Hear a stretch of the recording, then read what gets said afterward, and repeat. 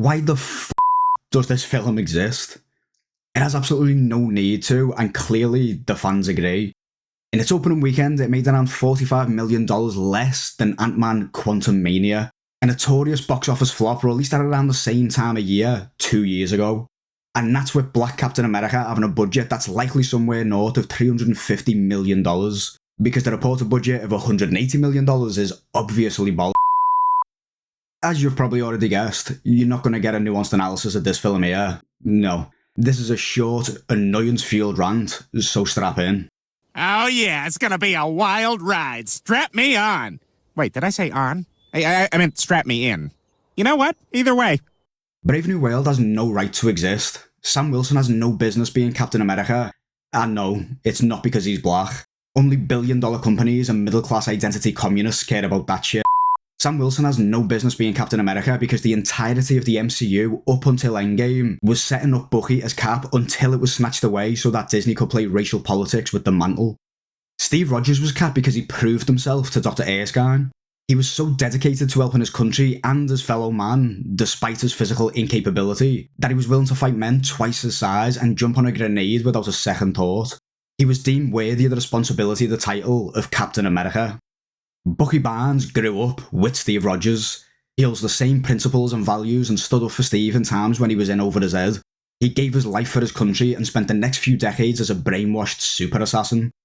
After essentially being brought back from the dead by Steve, the Captain America sequel and prequel films leaned heavily on the fact that the natural progression for Bucky was to leave his old life behind as the Winter Soldier and redeem himself by taking up the mantle of his oldest and closest friend. But instead, they gave his arc to Sam.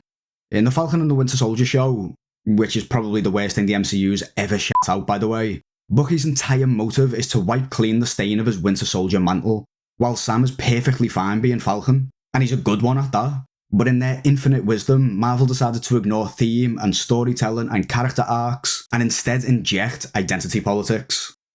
Sam has to be the new Cap because Sam is black, and we need more diversity in STEM. On top of all this, while Steve and Bucky dedicated their lives to protecting the innocent and taking down the bad guy, Sam's first act as Captain America was to refuse to cooperate with John Walker and to instead side with and defend a terrorist organisation of supervillains. They started a war as soon as they kicked us out of our new homes and onto the street. People all around the world need me, millions of them. Right, I can't speak for millions, but I understand you. I understand your frustration. I understand your helplessness. We'll begin relocating people soon. The terrorists only set us back a bit. You have to stop calling them terrorists. You've got to do better, Senator. You've got to step up. Not what I'd call a noble start to his career as Cap. You might not want to hear it, but Anthony Mackie is the very definition of DEI Captain America. And if you don't think that's the case, then give me one good reason why he was chosen over Bucky other than his race. Anthony Mackie even admits it himself.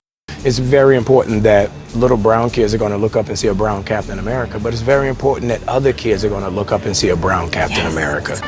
At both a meta level and in universe, Anthony Mackie and Sam Wilson are diversity hires who were selected so that Disney Marvel could pretend to care about racial politics in Falcon and the Winter Soldier. Because at the time that show came out, race discussions were all the rage given the fall of the best black person to ever exist. Sing Jesus, George Lionheart Floyd!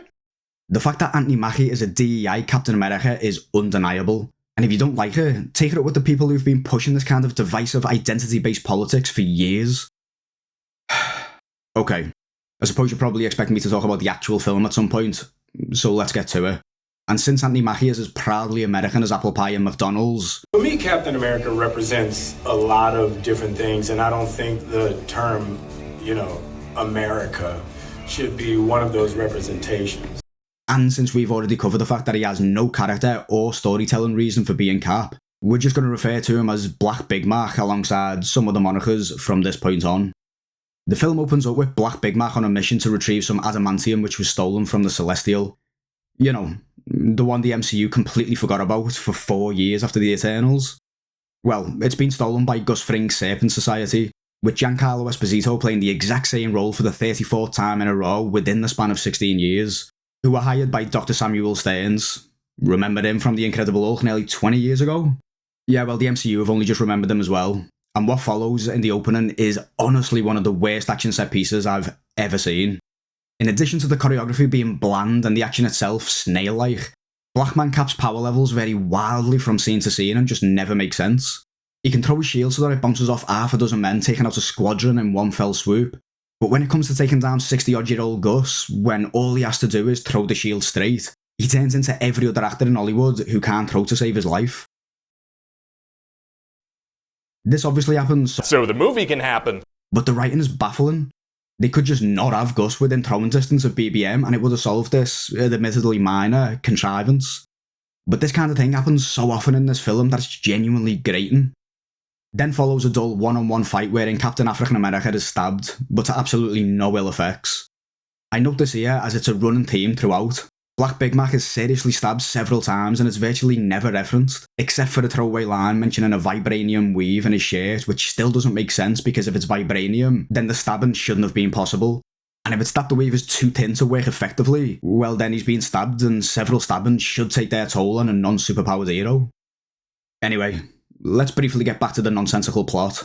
Essentially, Rocky Dennis is mad at the mentor Joe Biden because he turned him into a monster and locked him up for years so he could do his bidding with his big brain.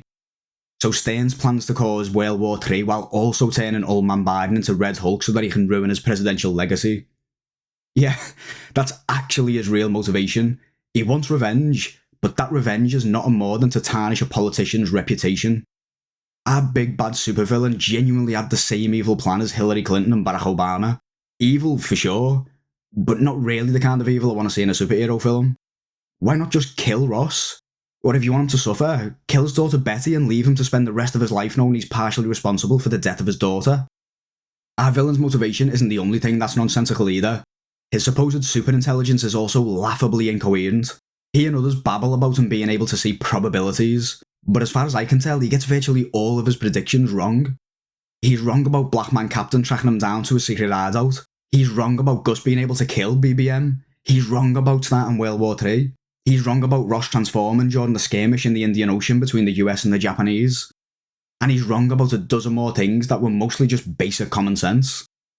Regarding the fight between the Americans and the Japanese, which is the big set piece pushed in the trailers, it, just like everything else in the film, makes absolutely no sense.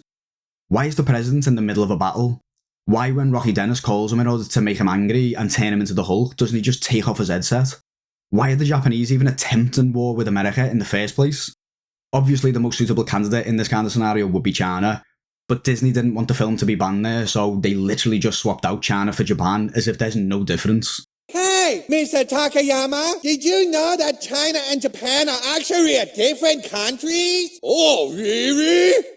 Speaking of political replacement, the film takes a traditionally Zionist Jewish mutant character who's an agent of Mossad and turns her into a generic girl boss fighting for the US government who looks like a Jewish Frodo who can easily beat squads of Uruk-hai 3 times her size. Anyway, after a bunch of fights which aren't even worth paying attention to and a load of characters just teleporting from place to place with no apparent passage of time, and the new Falcon, whose suit by the way looks like a cheaper version of Turbo Man's, It's Turbo Power! we get to the climax where Cauliflower Face turns himself in for absolutely no reason and shouts at Old Man Biden about his son's laptop, forcing him to turn into the Hulk. We then get another generic CGI battle where Black Wingsman somehow holds his own, before pulling a Black Widow and calming Hulk down through a short and perfunctory conversation. And that's the end of the film. Absolutely pointless. If you like this video in any way, shape or form, please feel free to like, subscribe and all that good stuff. We'll see you in the next one. Ta-ra.